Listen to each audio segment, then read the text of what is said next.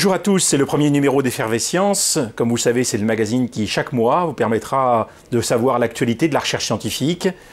C'est un magazine qui est conçu et réalisé par le CNRS pour Synapse Télévision. C'est un magazine qui, chaque mois, donc, nous mettra exactement en confrontation avec les progrès de la science. Alors, ce mois-ci, nous nous intéressons à la cellule. Avec nous, Michel Bornins. Alors, Michel Bornins, je dirais que vous êtes directeur de recherche au CNRS, que vous êtes biologiste dans l'unité compartimentation et dynamique cellulaire. Alors, qu'est-ce que ça veut dire exactement? Eh bien, ça veut dire que la cellule a des compartiments, effectivement. C'est ce qu'on appelle la cellule eucaryote, c'est-à-dire la cellule à noyau. Tout ce qui n'est pas bactérie. Donc, il y a le noyau qui est un compartiment, et il y a beaucoup d'autres compartiments qu'on a découverts avec la microscopie électronique, en fait, il y a 70 ans. Donc, il y a des compartiments auxquels il a fallu attribuer des fonctions. C'est-à-dire chaque compartiment qu'on peut décrire par sa structure, par sa morphologie, par sa composition, en molécules, en protéines. Il y a eu 30, 40 ans de recherche pour casser les cellules, faire des petites fractions et essayer de faire la correspondance avec ce qu'on voyait dans la cellule entière, les compartiments. Donc effectivement, on dit des cellules eucaryotes, les cellules à noyau, qu'elles sont compartimentées. Elles sont d'abord très grandes, et donc il y a plein de régions. Alors il y a plein de régions, on va essayer d'explorer ces régions, mais avant, je voudrais dire que sous l'immense variété des espèces vivantes, j'ai un peu regardé vos recherches, et je me suis rendu compte que se cache une très grande similitude de l'organisation et des mécanismes cellulaires. Tout se passe comme si la cellule n'avait été inventée qu'une fois, et un peu comme si, au fond, ce formidable puzzle biochimique qu'est la cellule fonctionnait un peu de la même façon dans quelque espèce chimique qu'on soit. Alors, c'est un peu étonnant, finalement. Comment rendre compte des propriétés essentielles de la division cellulaire? Alors, comme vous le savez peut-être, on a comparé un jour la cellule à une ville. Alors, on va voir des petits extraits, un petit film qui va nous montrer comment la cellule peut être vue comme une ville.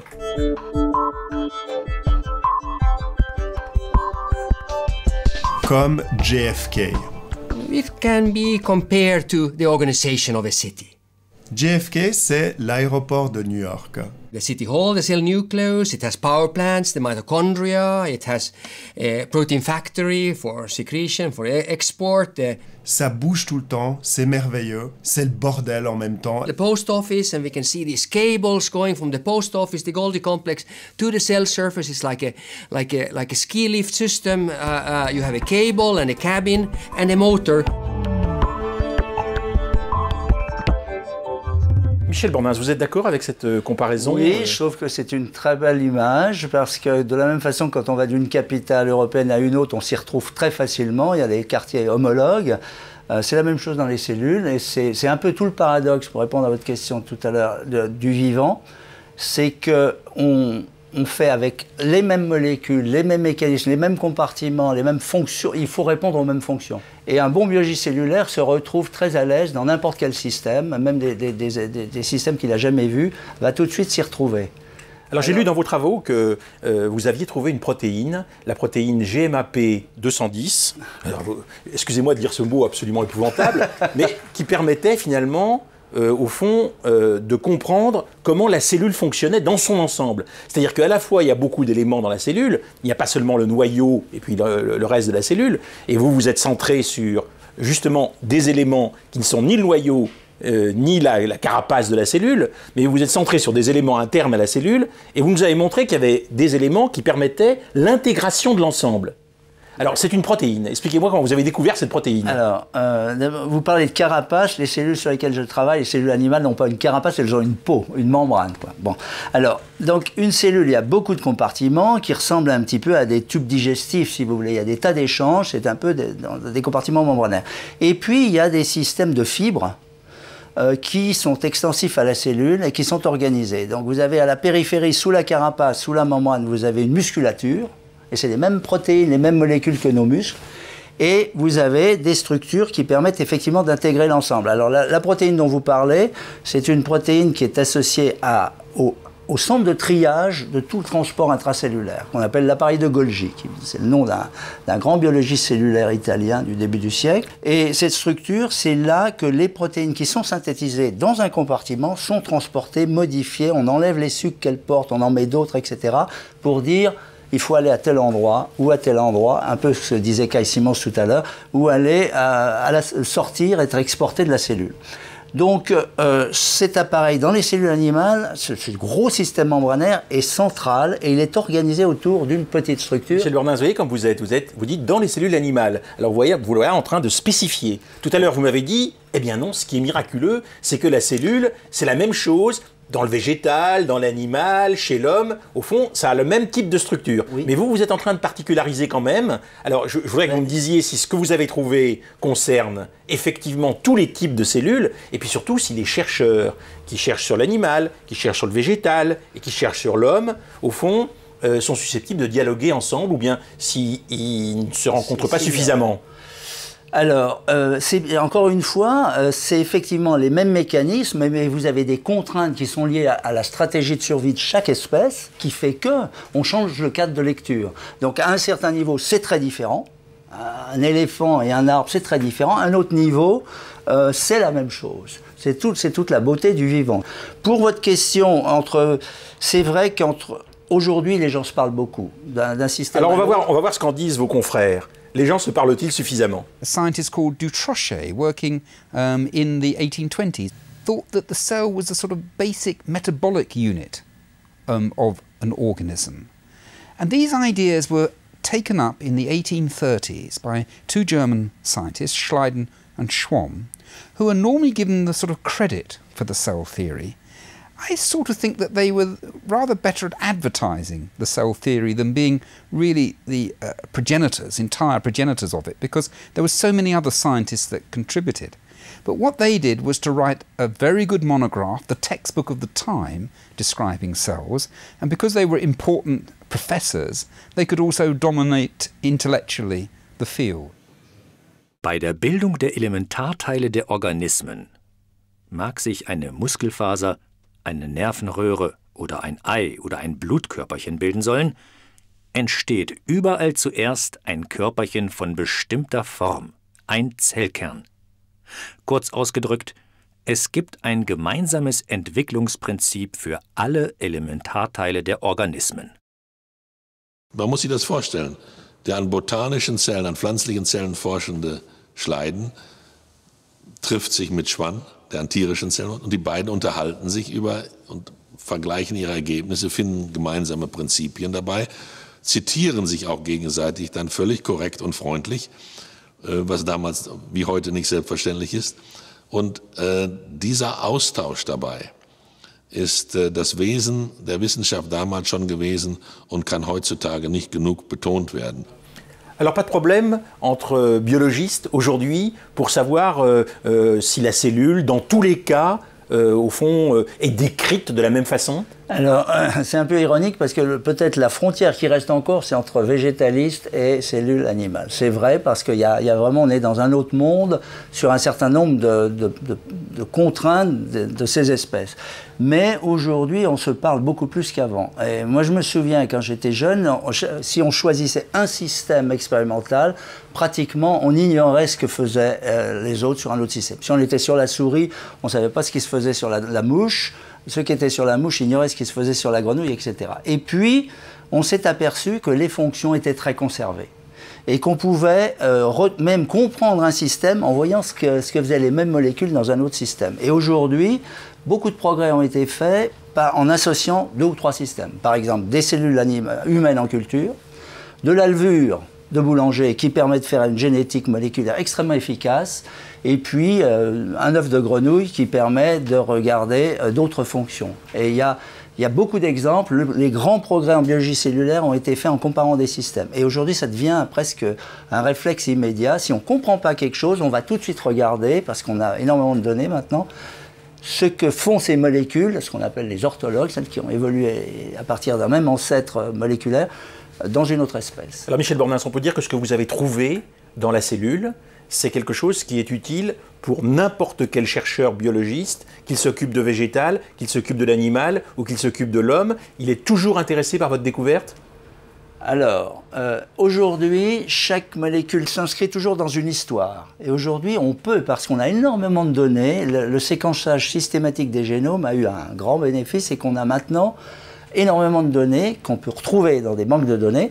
Et donc, effectivement, si la protéine que je travaille, moi, est conservée pour partie parfois, pas entière, sur un petit motif, dans un chêne ou dans un roseau, ça pourra permettre un dialogue avec les chercheurs qui font ça, évidemment. Et on pourra comprendre que ce domaine est plutôt lié à tel aspect de la fonction de cette protéine, et le reste a évolué parce qu'on est dans un autre système. Alors, Michel Bornins, on est vraiment quand même tout à fait dans la description. La question se pose de savoir si vous pouvez faire un pas, et comment vous faites ce pas, entre la description et la compréhension du phénomène. C'est-à-dire, au fond, si vous pouvez vous affranchir d'un certain positivisme. J'ai un peu l'impression, en suivant vos prédécesseurs, en lisant vos travaux, que vous êtes vraiment dans le domaine de la description. Alors c'est vrai qu'ensuite, évidemment, votre description débouche sur la prolifération cellulaire, comprendre les raisons de la prolifération cellulaire, donc du cancer, puisque le cancer est produit par la prolifération cellulaire. Mais expliquez-moi, comment vous pouvez vous affranchir de la seule description et vous centrer sur l'explication du pourquoi. Et si j'ai bien compris, pour l'instant, vous ne savez pas très bien pourquoi les cellules prolifèrent. On sait comment. En science, on ne dit pas souvent pourquoi, on dit comment. C'est plus prudent. Oui, vous décrivez. Attendez, on décrit. Alors, tout dépend du niveau de description. Quand vous arrivez à un niveau de description d'un mécanisme moléculaire, d'un ensemble de molécules interagissant entre elles, on décrit le mécanisme, mais quand même, on a des paramètres de contrôle assez précis. Alors, mais c'est vrai que la biologie, ça a toujours été de la description, et d'abord de la description. Il y avait René Thom, qui était un grand topologiste, qui s'est beaucoup intéressé aux vivants, était assez hautain sur le statut théorique de la biologie, et il disait, je me souviens, il disait, les biologistes actuels trient les molécules comme leurs ancêtres triaient les petites bêtes, mais ils comprennent guère mieux ce qui est en cause. Attendez, on va voir ce que pense un de vos collègues, qui justement a travaillé sur cette question. Influencé par le célèbre chirurgien Bichat, Auguste Comte, père de la philosophie positive, s'oppose dès leur publication aux théories des naturalistes allemands. L'abus des recherches microscopiques et le crédit exagéré qu'on leur accorde contribuent à donner une certaine spéciosité à cette fantastique théorie, la théorie cellulaire, issue d'ailleurs évidemment d'un système essentiellement métaphysique de philosophie générale. L'orientation positiviste de la science française, elle est exposée, elle est exprimée par Auguste Comte d'une manière avec des formules extraordinairement fortes, bien sûr, d'une manière très, très majestueuse, très développée. Mais Auguste Comte est au fond le porte-parole de tout un courant de pensée. Et en particulier, l'observation, la modélisation, rester fidèle aux faits, ne pas s'embarquer dans des spéculations incontrôlables. Michel Bornins, vous voyez que ces extraits qui ont été préparés par Véronique Kleiner et Didier Deleskiewicz, qui est notre réalisateur, montrent très bien comment le positivisme, en tout cas depuis l'origine, est présent dans les recherches biologiques. Je voudrais savoir si aujourd'hui, de votre point de vue, vous en êtes affranchi. Chaque fois que je parle avec un biologiste, il me dit « Ah, mais c'est fini ça, on en est affranchi, on n'est pas dans le positivisme et la seule description, on explique le pourquoi. » Alors, vous allez me dire la même chose, mais je voudrais que vraiment vous le défendiez de façon un peu convaincante. Ah. Alors, c'est très amusant cette histoire d'Auguste Comte parce que les premiers grands biologistes cellulaires, comme l'a rappelé Paul Nurse, c'était des Français, c'était Dutrochet et Raspail. Le Omnis Cellula et Cellula, c'est Raspail qui l'a écrit le premier, non pas Virchow. Mais alors, ça dépend des biologistes auxquels vous adressez. Moi, j'ai certains collègues, on a des débats très violents, moins aujourd'hui, mais il y a encore 15 ans, certains étaient effectivement très positivistes. Aujourd'hui, on a tellement redécouvert la cellule comme objet qu'on peut regarder beaucoup mieux grâce au progrès d'autres disciplines, que je dirais que pour moi, en tout cas sur la biologie cellulaire, ce qui a tout changé depuis 15 ans à peu près, 20 ans peut-être, 15 ans, c'est d'abord qu'on a réalisé que sous toutes ces structures, on a introduit le temps. Et le temps, il n'est pas codé dans le génome, c'est pas en regardant les séquences d'un ADN qu'on va savoir comment tout ça fonctionne. Et aujourd'hui, on a réalisé que toutes les structures stables dans le vivant, et dans une cellule en particulier, sont sous-tendues par une très grande dynamique. C'est-à-dire que, par exemple, l'appareil de Golgi dont on parlait tout à l'heure, qui a été isolé dans de très nombreux laboratoires, il y a 12 ans à peu près, quelqu'un a découvert une drogue sortie de champignons, et on met ça sur les cellules, en 3 minutes, ce bel appareil de membrane disparaît. Totalement. On enlève la drogue, en 15 minutes, il se reforme. Autrement dit, cette structure qu'on peut isoler, qu'on peut caractériser, n'est stable que par la dynamique qu'il sous-tend. C'est-à-dire qu'il y a un échange entre compartiments. Avec cette drogue, on bloque un des échanges, ça va dans les deux sens, on vide le système, il n'existe plus. Donc, vous voyez ce que vous êtes en train de me dire? Vous êtes en train de me dire que finalement, nous ne sommes plus au moment de la description seulement, nous sommes dans une description dynamique et temporelle, mais la description dynamique et temporelle ne nous explique pas les choses. Vous êtes presque dans la fonctionnalité. Attendez, moi je veux bien que vous soyez dans la fonctionnalité. Ça dépend ce que vous appelez expliquer. Pour moi, le vrai programme de la biologie, l'objectif ultime, c'est d'être capable de rendre compte de manière cohérente de la stabilité structurale et fonctionnelle d'un système ou de sous-système. C'est ça la chose, c'est comment ce système est si robuste et résiste au temps, défie le temps, alors qu'il est fait de réactions élémentaires extrêmement légères. Et si j'ai bien compris ce sur quoi vous cherchez, c'est le dérèglement de la cellule. Pourquoi, au fond, cette prolifération cellulaire, à un moment donné, se passe? Alors, je sais bien que si vous pouviez me répondre, vous ne seriez pas le prix Nobel, vous seriez le prix Nobel des prix Nobel, puisque vous auriez résolu le problème cancer, et vous ne l'avez pas résolu. Mais ce que je voudrais que vous m'expliquiez, c'est comment, en passant de cette description dans laquelle vous êtes actuellement, vous pouvez avancer sur ce chemin. Eh bien, Paul Ners, qui a eu le prix Nobel en 2001, qu'on a vu tout à l'heure, a fait faire un grand pas avec deux de ses collègues, et beaucoup d'autres qui n'ont pas eu le prix Nobel, en permettant de comprendre comment une cellule fait des transitions importantes pendant ce qu'on appelle le cycle de division cellulaire. C'est-à-dire qu'avant de se diviser physiquement, une cellule prépare. Elle duplique tous ses matériaux, elle croît et elle se coupe en deux. Lui, il l'approchait par une approche de génétique moléculaire dans la levure. Donc, il faisait la collection de tous les gènes qui bloquaient à un moment ou à un autre dans le progrès.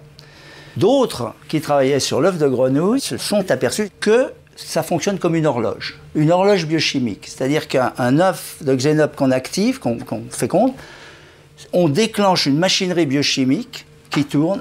Bon, en comparant ces deux systèmes, on s'est aperçu qu'au cœur de l'horloge et au cœur des transitions qu'étudiaient les autres dans la levure, on avait les mêmes deux molécules qui faisaient un petit complexe phosphorylant. Et donc, bien sûr, on a décrit beaucoup mieux, mais de façon beaucoup plus fiable, ces transitions en disant c'est ces molécules-là qui font le travail.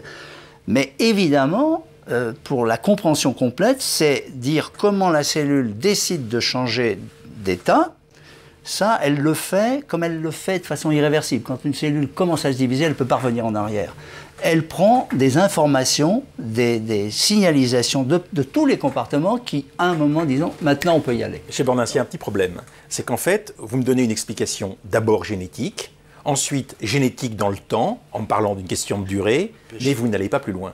Alors comment vous articulez votre travail avec un cancérologue qui lui dit, au fond, cette prolifération cellulaire, elle est la rencontre entre un donné génétique et une pratique sociale, le régime, les conditions dans lesquelles ce donné génétique finalement a été stimulé pour que la cellule devienne folle et se prolifère à l'infini.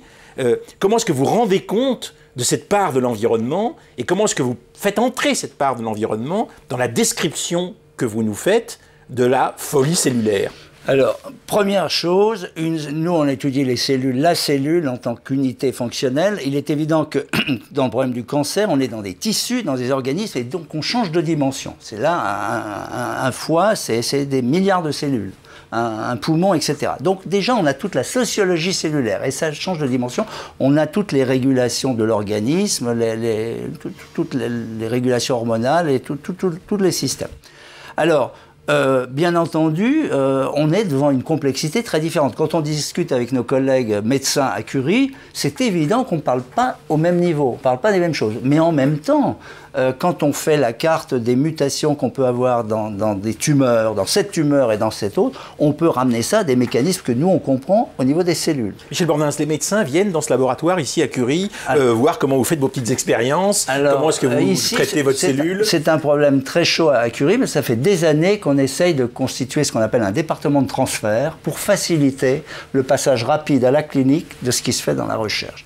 Ça, c'est très difficile. Personne ne sait très bien faire dans le monde entier. Mais partout, on essaye de développer ce qu'on appelle de la recherche translationnelle. C'est du franglais. Et donc, comment ça se passe? Eh bien, on essaye de créer des espaces et des moyens pour que si un chercheur a une très bonne idée, est convaincu qu'il y a quelque chose à regarder, prend langue avec un clinicien, discute, s'entende, il faut qu'ils s'entendent, et disent ça vaut le coup de faire, on peut les soutenir et les financer pendant quelques mois ou un peu ou plus que ça pour essayer de valider ou non l'idée. Alors à ce moment-là, vous faites un essai clinique, biologiste et médecin ensemble. Alors, on va, oui, effectivement, faire des essais cliniques ou regarder de près des explants tumoraux sur un certain nombre de critères. On va suggérer des choses. Le scientifique qui est au plus près de certains mécanismes qu'il connaît bien va discuter avec le clinicien qui, lui, n'a pas le temps. Quand on a fait au début, quand on a commencé ce département, on avait décidé de faire des réunions avec les cliniciens. Et moi, je me souviens d'avoir fait plusieurs conférences sur le cycle cellulaire à des cliniciens, et je voyais, on faisait ça à 5 h de l'après-midi, 6 h. Eux avaient eu une très grosse journée. Et je voyais bien qu'au bout d'un moment... Et puis ils avaient tous leurs problèmes de malades, à faire face aux malades, toutes les urgences, c'est tout à fait un autre problème. C'est ça la difficulté. Mais concrètement, on peut arriver, on l'espère, à accrocher des nouveautés.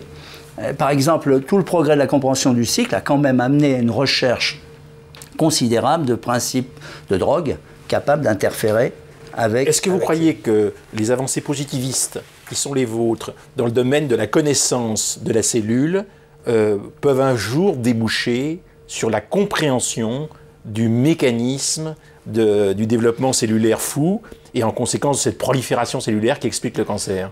Franchement. Oui. Je ne sais pas ce que vous entendez par cette approche positiviste, parce que le mot positiviste est tout ce que j'ai lu sur vos travaux de description est très connoté par Auguste Comte. On le sait quand même, c'était quand même une philosophie qui a quand même mis la France en retard par rapport à toutes les grandes nations, alors que la France était en avance au niveau expérimental. Le problème du vivant et de la réalité vivante, c'est qu'il faut quand même la regarder de près, il faut quand même la connaître, il faut quand même la comprendre. D'accord, mais répondez à la question. Est-ce que ça vous permet? Alors, je pense effectivement... Alors, que c'est de là que sortira la compréhension? Alors, écoutez, donc, je vous ai dit, on a réalisé la dynamique cellulaire. Et aujourd'hui, on peut la suivre. Grâce au progrès du numérique, en particulier, on peut suivre des mécanismes presque en temps réel. Et ça change tout. On peut voir une dynamique extraordinaire. Les fibres dont je vous parlais, on les voit pousser et se défaire en permanence. On voit beaucoup de dynamique. On voit les membranes s'échanger. Et puis, on a quelque chose qui est depuis 5-10 ans, quelque chose qui est nouveau. On produit aujourd'hui les données de façon robotisée, donc en masse. Du coup, il y a actuellement 2 grandes voies. Il y a ce qu'on appelle la biologie, system biology en anglais, la biologie des systèmes. C'est-à-dire, c'est un peu la physiologie, mais avec une approche mathématique. Essayer de comprendre à partir de ces données, de faire du sens. Et ça pour l'instant, ça débute, mais ça risque d'être assez puissant. Et puis, il y a une spécialité à Curie en particulier, c'est de faire directement, d'avoir un dialogue interdisciplinaire avec les physiciens. Des vrais physiciens qui font de la vraie physique, mais sur des objets biologiques. Et ici, on a la chance d'avoir des physiciens dans la maison depuis Marie Curie. Et depuis 12 ans, avant, ils faisaient de la physique, ils se recasaient là, il y avait de la place, et ils faisaient leur physique à eux. Mais maintenant, il y a une volonté très très forte. Moi, je me suis occupé de ça, j'étais le biologiste avec le patron des physiciens pour essayer de soutenir cet effort. C'est souvent des physiciens qui apprennent la biologie plutôt que les biologistes qui apprennent la physique. Mais on a dans cette maison des tas de jeunes qui ont été formés dans les 2 cultures. Et ça, c'est très riche. Et les médecins, il y a aussi des programmes, soit avec des physiciens et des médecins, soit avec des biologistes et des médecins, et parfois, effectivement, sur certains programmes, avec les 3. Et alors donc vous pensez que vous pourrez un jour prendre en compte les conditions dans lesquelles l'environnement permet de développer le donné génétique éventuellement de départ qui aurait été cancérigène éventuellement? Ça c'est un grand problème, c'est ce qu'on appelle la norme de réaction d'un système qui a une génétique, c'est-à-dire qu'on peut, c'est pareil pour les plantes, suivant l'endroit où elle est, vous avez un hêtre peut être tout rabougri si vous êtes en Islande ou à Boulot, et il fait 40 cm et puis il peut faire 25 mètres si vous êtes à Rambouillet. Donc on a ce type de choses, ça c'est beaucoup plus subtil parce qu'il y a plein de paramètres, mais je pense que, bon, de toute façon il n'y a pas 36 façons pour avancer, c'est d'avancer, c'est d'en savoir plus. Et aujourd'hui, dans pas mal de bons centres, mais à Curie en particulier, il y a cette volonté d'approche connexe qui ne sont pas les mêmes et de dialoguer qui, à mon avis, est riche de possibilités, oui, absolument. Merci Michel Bornins.